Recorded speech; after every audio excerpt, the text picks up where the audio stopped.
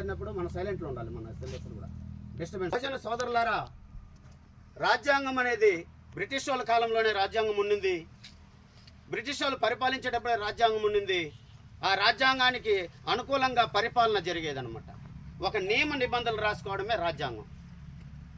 ఈ భారతదేశంలో కూడా రాజ్యాంగం ఉండేది. స్వాతంత్రం రాకమునుపు కూడా అది 10 సంవత్సరాలకు ఒకసారి మార్పు చెందేది. బ్రిటిష్ వాళ్ళ కాలంలో 10 సంవత్సరాలకు ఒకసారి రాజ్యాంగాన్ని మార్చేటువంటి వాళ్ళు. ఆ సాంప్రదాయం బ్రిటిష్ సామ్రాజ్యంలో ఉండేది. తర్వాత వాళ్ళు వెళ్ళిపోయిన తర్వాత, అయ్యా మీ భారతదేశాన్ని మీరు ఎట్లా పరిపాలించుకుంటారు, మీరు ఎలా రాజ్యాంగం రాసుకుంటారు అనే విషయాలపైన రౌండ్ టేబుల్ సమావేశాలు ఏర్పాటు చేసి ఆ రౌండ్ టేబుల్ సమావేశాల్లో దీన్ని డిస్కషన్ చేయడం జరుగుతుంది. అప్పుడు రాజ్యాంగ కమిటీని ఏర్పాటు చేయడానికి కోసం, రాజ్యాంగ కమిటీ ఏర్పాటు చేయాలంటే రాజ్యాంగ కమిటీకి ఎవరు ఉంటారంటే అక్కడ ఉన్నటువంటి అసెంబ్లీ అంటే ఎంపీలు అనమాట. ఇప్పుడు మనం ఎంపీలని పార్లమెంట్ అంటున్నాం, అప్పుడు అసెంబ్లీ అనేటువంటి వాళ్ళు. ఆ అసెంబ్లీలో ఎవరైతే ఎన్నుకోబడతారో, ఈ గ్రామాలు ఈ ప్రజల్లో ఎవరైతే ఎన్నుకోబడతారో వాళ్ళు ఎంపీలు అయ్యేవాళ్ళు, వాళ్ళే అసెంబ్లీకి వెళ్ళేవాళ్ళు, వాళ్ళే రాజ్యాంగ కమిటీలో ఉండేవాళ్ళు. రాజ్యాంగాన్ని రాయాలంటే ఈ చట్టం ఎక్కడ జరుగుతుంది? అసెంబ్లీలో, అదే పార్లమెంట్లో జరుగుతుంది. ఆ పార్లమెంట్లో ఉండేది ఎవరంటే ఇక్కడ ఉన్నటువంటి భారతదేశంలో ఉన్నటువంటి అగ్రకులాలైనటువంటి బ్రాహ్మణులు ఎక్కువ శాతం. గోసి గొంగలు కట్టుకొని వాళ్ళు టోపీలు పెట్టుకొని మేము ఉన్నతమైనటువంటి కులానికి చెందినటువంటి వాళ్ళము, మేము అందరికన్నా కూడా మేధావులని చెప్పుకునేటువంటి వర్గము ఎవరైతే ఉన్నారో బ్రాహ్మణులు ఎక్కువ శాతం ఉండేవాళ్ళు. అదేవిధంగా రాజులు ఎక్కువ శాతం ఉండేవాళ్ళు, వైశ్యులు ఉండేవాళ్ళు కొందరు. 250 పైన ఉన్నటువంటి ఆ యొక్క సభలో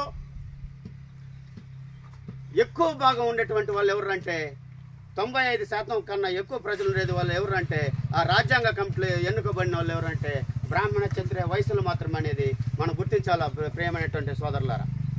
అప్పుడు మన పార్టీ 1936లో అంబేద్కర్ ఒక పార్టీ పెట్టడం జరిగింది.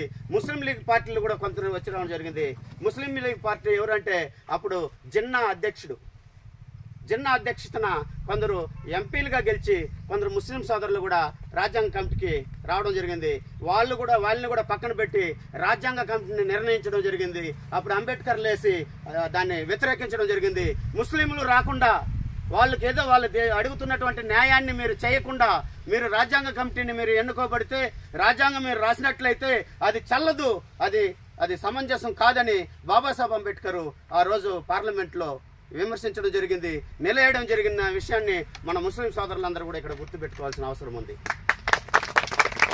ఆ రోజుల్లో మాకు పాకిస్తాన్ ఇచ్చేయండి, మీరు హిందువులైనటువంటి జనాభా ఎక్కువ భారతదేశం అంతా ఉన్నారు కాబట్టి మీరే ప్రధానమంత్రులు అవుతారు, మీరే ముఖ్యమంత్రులు అవుతారు, మీరే ఆస్వాదిస్తారు కాబట్టి మాకు ఎలాంటి దీంట్లో ఉపయోగం లేదు కాబట్టి మాకు సపరేట్గా మా రాష్ట్రాన్ని మా దేశాన్ని మాకు ఇచ్చేయండి, మేము ఎక్కువ జనాభా ఉన్నటువంటి పాకిస్తాన్లో మేము వెళ్ళిపోతాం కాబట్టి మీతో మాకు పొత్తు వద్దు అనేసి Jinnah and party Muslim League party వ్యతిరేకించడం వల్ల వీళ్ళతో మనకొద్దు, వీళ్ళు పొత్తు మనకొద్దు, ఎప్పుడు కూడా మన ప్రధానులు కాలేము, మన ముఖ్యమంత్రులు కాలేము అనే ఉద్దేశంతో వాళ్ళు వ్యతిరేకించి ఆ యొక్క అసెంబ్లీ కమిటీకి రాకుండా పోవడం వల్ల వాళ్ళు రాకపోతే అప్పుడు వీళ్ళందరూ ఒకటయ్యి వాళ్ళు రాకపోతే పోననేసి వాళ్ళు కూర్చొని నిర్ణయిస్తే దాన్ని వ్యతిరేకించిన బాబాసాహెబ్ అంబేద్కర్. తర్వాత బాబాసాహెబ్ అంబేద్కర్ ఎట్లా వెళ్ళడం, ఒక దళితుడు అంటరాని కులం నుంచి ఒక దళితుడు అసెంబ్లీ కమిటీకి ఎలా వెళ్ళాడు, ఆ అసెంబ్లీకి ఎలా వెళ్ళాడు, ఆ పార్లమెంట్లో ఎంపీ ఎలా గెలిచాడు అనే విషయాన్ని మనం గుర్తుంచుకోవాలి.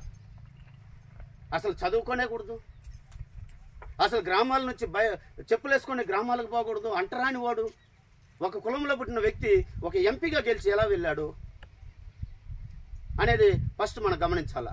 ఫస్ట్ మొట్టమొదటిసారిగా బాబాసాహెబ్ అంబేద్కర్ బ్రిటిష్ వాళ్ళతో మాట్లాడి, అయ్యా మీరు ఈ భారతదేశాన్ని పరిపాలించినప్పుడు, ముస్లింల నుంచి ఈ దేశాన్ని మీరు కైవసం చేసుకున్నప్పుడు మీకు సపోర్ట్ చేసింది ఎవరంటే ఈ హిందువులు మనవాదులు ఉండకూడదు, ఇక్కడ అన్ని ప్రాంతాల్లోనూ వాళ్ళే విస్తరించి ఉన్నారు, కలెక్టర్లు గాను తహసీల్దార్లు గాను రకరకాలుగా వాళ్ళే అప్పర్ పొజిషన్లో వాళ్ళు ఉన్నారు, వాళ్ళు వెళ్ళిపోతే తప్ప మనకు స్వేచ్ఛ రాదు, సమానత్వం రాదనే ఉద్దేశంతో ఈ బ్రిటిష్ వాళ్ళకి ఈస్ట్ ఇండియా కంపెనీకి మొట్టమొదటిసారిగా మేము సైన్యంలో చేరి అదేవిధంగా పశ్చిమ బెంగాల్లో ఉన్నటువంటి నామసూత్రులైన మేము మీకు సపోర్ట్ చేస్తే పశ్చిమ బెంగాల్ని మీరు కైవసం చేసుకోవడం జరిగింది.